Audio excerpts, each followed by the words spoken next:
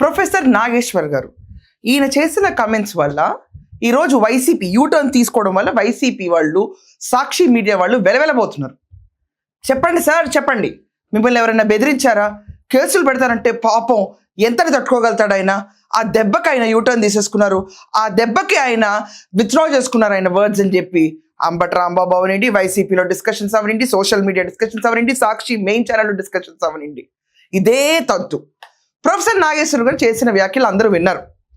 ఏంటంటే పవన్ కళ్యాణ్, నాదెళ్ల మనోహర్ గారు వీళ్ళిద్దరూ కలిసి అమిత్ షా గారిని కలవడానికి వెళ్ళి జగన్మోహన్ రెడ్డిని అర్జెంట్గా అరెస్ట్ చేయండి అంటే లేదు, చంద్రబాబు నాయుడు గారు వీళ్ళందరూ మనకి ఇన్స్టెంట్ ఫ్రెండ్స్, కానీ జగన్మోహన్ రెడ్డి మన ఓల్డ్ ఫ్రెండ్, అలాంటి ఆలోచనలు పెట్టుకోకండి అంటే నాదెళ్ల మనోహర్ గారు ఈ అరెస్ట్ సందర్భంగా మాట్లాడుతూ ఇక్కడ వచ్చిన తర్వాత తిరిగి కోర్ కమిటీ మీటింగ్లో కూర్చొని మాట్లాడారట. అసలు ఇప్పుడు దాకా జనసేన కోర్ కమిటీయే లేదు. అక్కడి నుంచి వచ్చిన రిలయబుల్ సోర్స్ నుంచి ప్రొఫెసర్ నాగేశ్వర్ గారు ఈ మాటలిని బయటకు చెప్పేశారు. చెప్పిన తర్వాత ఇప్పుడు దాకా సాక్షిలో డిబేట్ నడిచింది, తర్వాత ఏకంగా జమోరే రియాక్ట్ అయిపోయాడు దీనిపైన. అంటే ఎంత గర్వంగా రియాక్ట్ అయ్యాడంటే నిన్న నాకే ఒక రకంగా సిగ్గనిపించింది.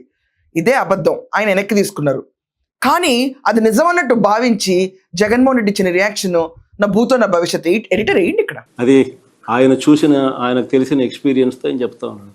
చంద్రబాబు నాయుడును చూసినాడు, జగన్ను చూసినాడు, ఇప్పుడు చంద్రబాబు నాయుడు గారి పాలన చూస్తూ ఉన్నాడు, జగన్ చేసిన పాలనను చూసాడు. ఆయనే కాదు, ప్రజలంతా కూడా చూసినారు. కాబట్టి ఎవరి నోట్లో అయినా కూడా, ఎవరి నోట్లో నుంచి వచ్చినా ఇవే మాటలే వస్తాయి.